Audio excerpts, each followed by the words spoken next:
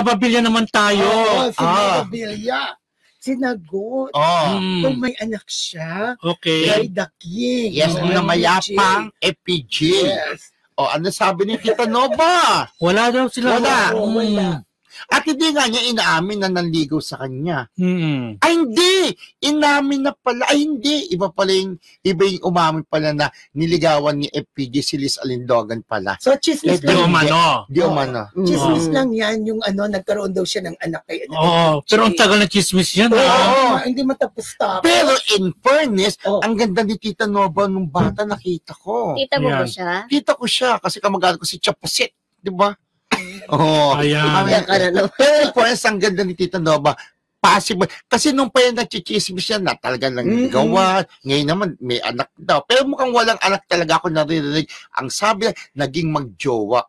Pero talagang tahimik lang siya. Kahit kay Kuya Boy, nag-interview sa kanya, pastok.